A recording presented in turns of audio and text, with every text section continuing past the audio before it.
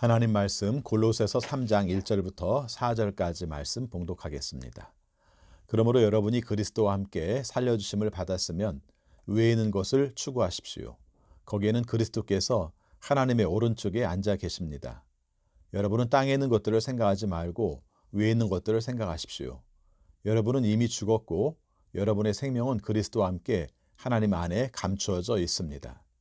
여러분의 생명이신 그리스도께서 나타나실 때 여러분도 그분과 함께 영광에 쌓여 나타날 것입니다. 아멘. 골로새서 3장 1절부터 4절까지 말씀을 중심으로 그리스도와 함께 살려주심을 받았으면이라는 제목으로 말씀 전하겠습니다. 오늘 함께 읽은 골로새서 3장 1절부터 4절까지의 말씀은 부활적 교회력 말씀 중에 하나입니다. 복음서에서 예수님의 부활 사건을 소개하고 또 제자들이 부활한 체험을 기록했다면 사도행전 10장에서는 복음의 핵심으로서의 부활을 소개합니다. 그리고 오늘 읽은 골로새서 3장에서는 그리스도의 부활이 내 삶 속에서 어떤 영향을 미치는가를 말씀하고 있습니다. 부활의 삶의 적용이라고 할 수 있습니다. 오늘 말씀을 들으며 부활이 우리의 삶에 어떤 의미가 있는가를 질문하고 그리고 그 앞에서 응답하고 결단하는 우리 모두가 되시기를 바라겠습니다. 오늘 함께 읽은 말씀의 핵심 단어 중에 하나가 함께입니다. 함께. 참 함께라는 단어가 아름답죠. 오늘 말씀에서도 그리스도와 함께라는 단어가 여러 번 나옵니다. 네, 맞습니다. 신앙은 그리스도와 함께입니다. 우리는 나를 나 혼자라는 입장으로 생각할 때가 많습니다. 그러나 나를 나 혼자로만 생각하는 사람은 그리스도인이 아닙니다. 그리스도가 있어서 내가 있습니다. 그리스도를 위하여 내가 있습니다. 우리는 영원히 그리스도와 함께 있을 사람입니다. 그러므로 그리스도와 내가 함께하는 것입니다.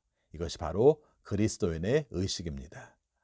오늘 말씀에서 그리스도와 함께라는 말씀이 3번 나옵니다. 1절에서 여러분이 그리스도와 함께 살려주심을 받았으면, 3절에서 여러분의 생명은 그리스도와 함께 하나님 안에 감춰져 있습니다. 그리고 4절에서 그리스도께서 나타나실 때 여러분도 그분과 함께 영광에 쌓여 나타날 것입니다. 이렇게 말하고 있습니다. 그런데 의미상으로 보면은 3번이 아니라 4번 나온다고 볼 수 있습니다. 왜냐하면은 그리스도와 함께 죽고 그리스도와 함께 살려주심을 받았기 때문입니다. 살리심을 받았다는 것은 그 전에 이미 함께 죽었다는 말씀을 전제하고 있습니다. 나는 살아 있습니다. 그러나 예수님의 십자가를 볼 때 나는 죽었습니다. 여러분은 십자가를 볼 때 무슨 생각을 하십니까? 칼바르트는 이것에 대해서 아주 유명한 말을 남겼습니다. 십자가에는 2가지 이미지가 있다. 첫 번째, 십자가를 볼 때마다 뭘 생각하느냐? 내가 저토록 죽을 죄인이라는 것입니다. 그 엄청난 값을 지불하시지 않고는 내가 구원받을 수 없는 죄인임을 십자가를 통해서 말해주는 겁니다. 두 번째는 동시에 내가 예수님께서 십자가의 값을 지불하시면서까지 구원할 만한 존재라는 것입니다. 그것이 바로 십자가가 말해주는 나의 존재의 의미입니다. 십자가, 내가 얼마나 죄가 많은 존재인지 예수님께서 생명을 지불하는 방법 외에는 도무지 용서받을 수 없는 큰 죄인이라는 것입니다. 십자가, 내가 뭐라고 예수님의 생명을 지불하면서까지 구원해야 될 존재인가? 여러분, 이것을 받아들이면 우리는 교만할 수가 없습니다. 이것을 알면 우리는 함부로 살 수 없어요. 예수님이 우리를 어떻게 보시는가? 자신의 생명을 대가로 지불하면서 구원하신 존재라는 것입니다. 나는 그리스도와 함께 죽었다라는 말을 우리가 함께 묵상해 봅시다. 여기에 대해서 우리가 잘 아는 예화가 있습니다. 어느 날 어떤 사람이 신앙생활을 하다가 힘들어서 어떤 성자를 찾아가서 질문을 했다고 합니다. 예수 믿는다는 것이 뭡니까? 어떻게 믿어야 바로 믿는 겁니까? 속상하고 억울하고 분한 일이 많은데 이거 못 살겠습니다. 그렇게 말하자 성자가 이렇게 말했습니다. 그러면 저기 가보게 하면서 가리켰는데 거기를 보니까 공동묘지였습니다. 거기 가서 있는 대로 욕을 좀 해봐. 이 나쁜 놈아, 이 죽일 놈아, 뭐 하고 싶은 대로 말해봐. 그래서 이 사람이 공동묘지에 가서 성자가 말한 대로 발악을 하고 욕을 퍼붓고 돌아왔습니다. 그러자 성자가 묻습니다. 가서 그 사람들한테 욕하니까 뭐라고 대꾸하든, 그러니까 이 사람이 말합니다. 아무 말도 없던데요? 그때 성자가 이렇게 말했습니다. 그래, 그게 바로 예수 믿는 거야. 누가 뭐라고 하든지, 누가 어떻게 말을 하든지 그냥 우리가 죽은 자로서 사는 거야. 이렇게 말했답니다. 죽었으니까 죽은 사람이 무슨 말을 합니까? 십자가에 죽었어요. 아직도 죽지 않았기 때문에 불쑥불쑥 일어나는 거죠. 그리스도와 함께 골고다 언덕에서 벌써 내가 죽었습니다. 내 육과 정과 욕심, 내 모든 것이 다 죽어버렸습니다. 죽었다는 것은 무감각하다는 것이고, 죽었다는 것은 끝났다는 겁니다. 우리는 그렇게 그리스도와 함께 죽었습니다. 특별히 율법을 향하여 죽읍시다. 나 자신을 향하여 죽읍시다. 내 이웃과의 관계에서도 나는 옛사람에 대해서 대하는 것이 아니라 죽은 사람으로서 우리가 대하자는 겁니다. 죄에 대하여, 욕망에 대하여, 나 스스로의 생각에 대하여 다 죽읍시다. 그리스도의 십자가를 바라보면서 그와 함께 나는 죽었습니다 하는 그 마음, 그런 정체성을 가지고 사는 우리 모두가 되시기를 바라겠습니다. 자, 그 다음에 그리스도로 말미암아 그리스도와 함께 살리심을 받았다고 말씀합니다. 그것도 그리스도의 부활 속에서 나 자신의 부활을 생각한다는 말씀입니다. 예수와 함께 죽고 예수와 함께 산다. 이거 2000년 전 과거 역사로 받아들이지 마세요. 현재, 오늘, 여기 나와의 관계입니다. 그리스도와 함께 살리심을 받았다는 것은 나도 예수 그리스도와 같이 부활의 존재로 산다는 말씀입니다. 내가 사는 것이 아니라 나를 살리신 그리스도의 생명력으로 산다는 말씀입니다. 그분이 살아나신 것처럼 그분이 나를 살리셨습니다. 우리는 예수님의 살리심을 받은 존재입니다. 스폴전이 이런 예를 들어서 설명을 했습니다. 어떤 사람이 헤엄칠 줄 모르는데 물에 빠졌습니다. 그리고 허우적거립니다. 이 사람을 본 수영을 잘하는 구조대원이 그 사람을 구하려고 헤엄쳐서 들어갑니다. 이 사람을 붙들고 나오려고 하는데 이 사람이 물에 빠져서 수영을 하지 못하는 사람이 마구 버둥대기 시작합니다. 그럴 때 구조대원이 이렇게 소리 지릅니다. 가만히 있어요. 당신이 버둥거리는 동안은 우리 당신을 구할 수가 없어요. 네, 맞습니다. 힘 뺍시다. 가만히 있으세요. 내 노력, 내 의지 포기합시다. 심지어는 자기 부정을 해야 합니다. 포기하여야 구원받을 수 있습니다. 구원의 역사는 나로 인하여 일어나지 않습니다. 내가 완전히 죽어야 합니다. 완전히 그리스도와 함께 죽을 때 그리스도와 함께 살아납니다. 그래서 우리는 부활하신 그리스도의 생명력으로 오늘을 사는 겁니다. 우리 베드로의 예를 한번 들어볼까요? 베드로, 이 사람 저 살자고 예수님 3번이나 부인한 사람 맞습니다. 그런 부끄러운 과거가 있는 사람입니다. 그러나 예수님의 부활을 체험하고 그는 그것 다시 생각하지 않습니다. 오직 부활하신 예수님, 나를 위해 죽으시고 나를 위해 부활하신 예수님만 생각합니다. 오직 우리는 부활의 증인이다. 이것만 외치면서 복음을 전했습니다. 다른 사람들이 베드로 볼 때마다 저 사람 3번이나 예수님 모른다고 잡아뗐다는 그 사람 아니야? 그런 말 안 했겠어요? 또 어떤 사람들은 예수님이 십자가 지고 가실 때 십자가를 진 사람이 시몬 베드로가 아니라 구레네 시몬이라며. 그럼 시몬 베드로는 뭐 했어? 안 그랬겠어요? 그러나 이런 말 들으면서도 아무 상관하지 않고 복음만 전했습니다.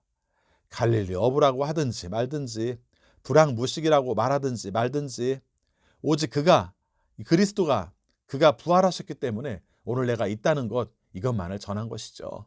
그래서 모든 율법과 모든 정죄와 모든 저주로부터 자유하고 특별히 사망 권세를 이기는 것입니다. 사망 권세로부터 초연했습니다. 초월했습니다. 완전히 초연한 가운데서 복음 증거를 했습니다. 이것이 두 번째 사건입니다. 예수 믿는 사람은 그리스도와 함께 죽고 그리스도와 함께 살았습니다. 예수님의 십자가를 볼 때 나는 죽었고 예수 부활을 생각할 때 나는 살았습니다. 세 번째 나오는 말씀 중에 3절에 보니까 하나님 안에 감춰져 있다. 우리의 생명이 그리스도와 함께 하나님 안에 감춰져 있다. 이런 말씀이 나옵니다. 이게 무슨 뜻일까요? 하나님의 보좌가 있습니다. 그 오른쪽에 예수 그리스도께서 계십니다. 그리고 거기에 거기에 내 생명이 감추어져 있습니다. 아주 신비한 말씀이죠. 이것은 내 생명의 보장이요, 내 영적 생명의 구체적인 의미를 말씀하시는 겁니다. 이미 내 생명은 거기에 가 있습니다. 내가 지금 비록 여기 살아도 나는 거기 가기로 약속되어 있습니다. 그렇기 때문에 예수 믿는 사람은 죽느니 사느니 언제 죽느니 상관할 바가 없습니다. 아무 때나 어떤 모양으로 가든지 거기 가는 겁니다. 그리고 우리는 오늘을 사는 겁니다. 바울은 이 놀라운 일을 두고 그리스도 안에 감춰져 있다라고 표현한 것입니다. 우리가 그리스도의 영화로운 몸과 같이 변화합니다. 그리스도가 거기 있으면 나도 거기에 있습니다. 감춰져 있다는 것은 현실적으로는 보이지 않는다는 말씀입니다. 그래서 이 세상에 대해서는 비밀입니다. 거기에 보장이 되어 있습니다. 그래서 현재의 삶에서도 내 생명은 거기 가 있습니다. 예를 들어 말해볼까요? KTX 기차표를 샀습니다.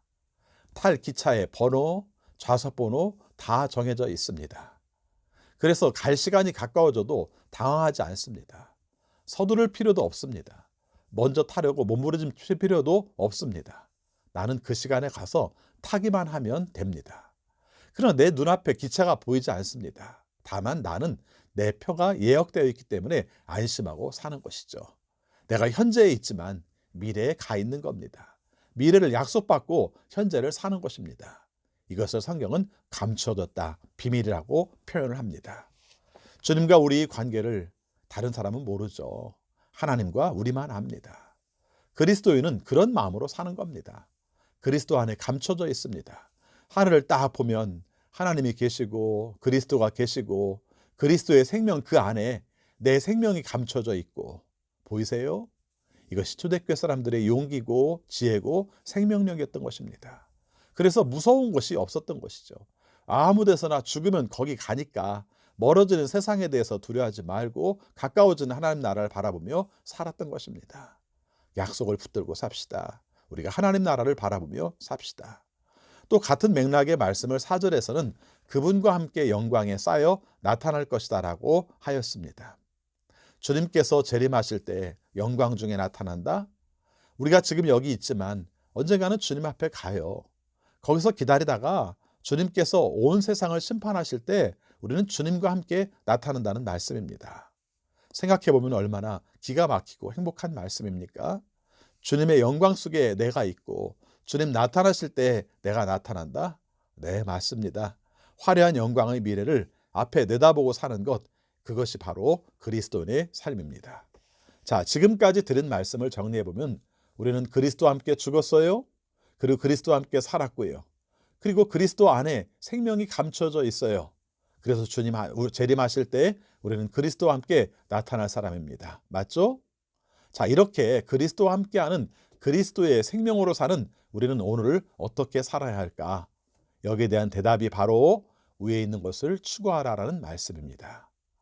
추구하라는 단어의 원어 제테이테는 마태복음 6장 33절 먼저 그의 나라와 그의 일을 구하라 할 때 나오는 구하라와 같은 말씀입니다. 그저 막연히 소원하는 것이 아니라 행동으로 구한다는 말씀입니다. 구하라 구할 것이요 찾으라 찾을 것이라 하시는 말씀 아시죠? 거기에 말씀할 때 찾는다도 여기 똑같은 제테이테입니다. 뭘 잃어버리면 막 그것을 뒤지고 찾지 않습니까? 가만히 생각만 하고 있는 것이 아니라 온통 뒤지고 찾습니다. 여기 떨어졌나 저기서 잃어버렸나 행동으로 찾습니다. 이렇게 위의 것을 찾으라고 말씀하십니다. 우리의 생의 초점이 위의 것에 있어야 하고 우리 행동 방향이 거기 있어야 합니다. 우리 행동이 그쪽으로 달려가고 있어야 합니다. 사도 바울이 빌립보서 3장 14절에서 그리스도 예수 안에서 하나님께서 위로부터 부르신 그 부르심의 상을 받으려고 목표점을 바라보고 달려가고 있습니다. 말씀합니다. 온 몸을 앞으로 기울이고 달려간다는 말씀이죠. 또 그런 마음이죠. 집중하는 거예요. 왔다 갔다 헷갈려 하지 말고 마음을 여기저기 두지 말고 내가 초점을 두고 있는 곳에 온 힘과 정성을 다 쏟아내는 여러분들이 되시기를 바라겠습니다. 그러면은 위의 것은 무엇입니까? 신령한 것입니다. 하나님 나라에 관한 것입니다. 그리스도에 관한 것입니다. 그리고 위의 것은 미래에 대한 것입니다. 있을 수도 있고 없을 수도 있는 막연한 미래가 아니라 꼭 있는 결정적인 미래를 우리는 바라보고 사는 겁니다. 결정적인 미래를 초점으로 맞추고 온몸을 기울여 달리는 것입니다. 그 뒤에 나온 말씀 중에 땅의 것을 마음에 두지 말고 하늘의 것에 마음을 두십시오, 이렇게 말하죠. 자, 그런데 여기서 이 말을 직역하면은 생각하지 말라는 말보다는 마음을 두지 말라는 말이 맞습니다.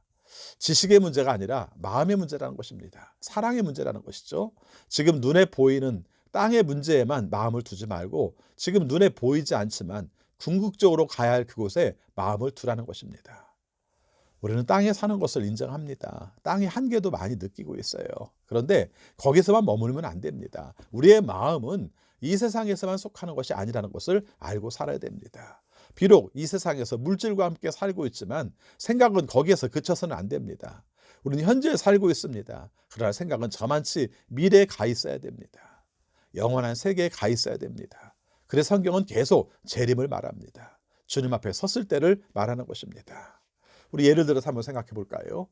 비행기 타고 장거리 여행할 때 중요한 일 중 하나가 시간을 맞추는 겁니다.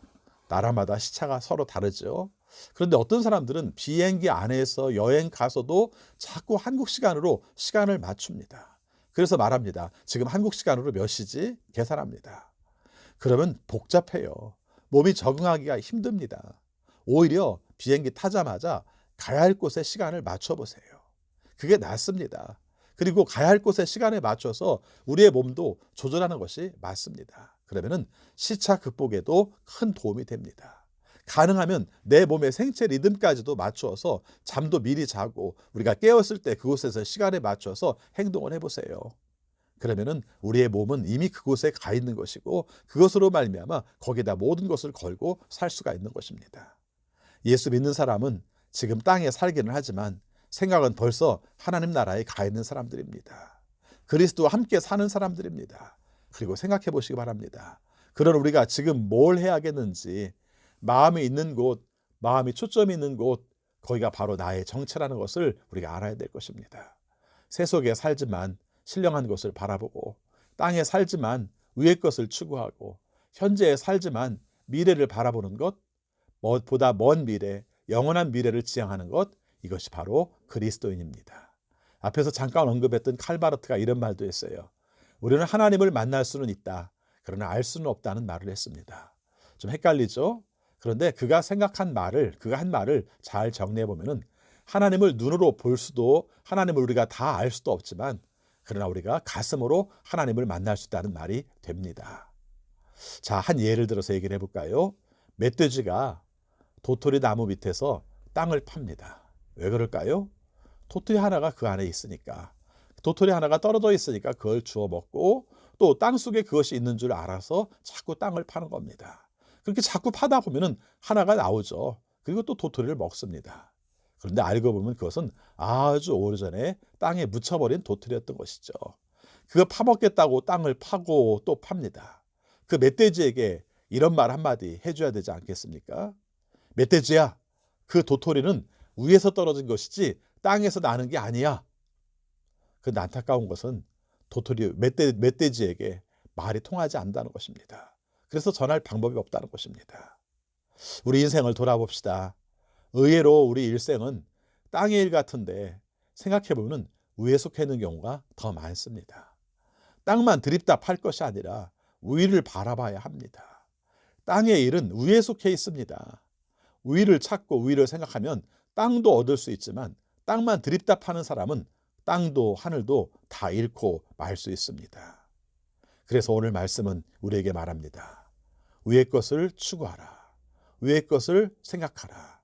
오늘도 이 말씀으로 승리하는 우리 모두가 되시기를 축원합니다. 기도하겠습니다. 아버지 하나님, 저희들을 사랑하셔서 부활의 체험을 하게 하여 주시고 그리스도와 함께 죽고 그리스도와 함께 살고 그리스도의 영광에 우리가 감춰져 있는 존재라는 것을 알게 하심을 진심으로 감사합니다. 이것을 깨달은 우리들이 위의 것을 추구하고 위의 것을 생각하며 살아야 될 이유를 말씀해 주셔서 감사합니다. 우리가 땅에 속한 사람이 아니라 하늘에 속한 사람인 것을 알아서 비록 지금 땅에 속해 살고 있지만 하늘을 추구하며 하늘을 찾으며 하늘을 바라보며 살아갈 수 있는 우리 모두가 되게 하여 주옵소서. 우리가 코로나19의 현실로 말미암아 모든 부분들이 갇혀 있고 닫혀 있습니다. 그러나 이 어두운 현실 가운데에서 주님을 바라보게 하여 주시고 주님께서 회복시켜 줄 것을 깨닫게 하여 주시고 이것을 통해서 이루실 하나님의 놀라운 섭리와 은혜를 깨달을 수 있도록 인도하여 주옵소서. 현실에 갇혀 있는 자 되지 말게 하여 주옵시고 현실 넘어 우리와 함께 하시는 주님의 은혜와 능력을 볼 수 있고 그 안에서 희망을 찾을 수 있는 우리 모두가 되게 하여 주옵소서. 예수 그리스도 이름으로 기도하옵나이다. 아멘.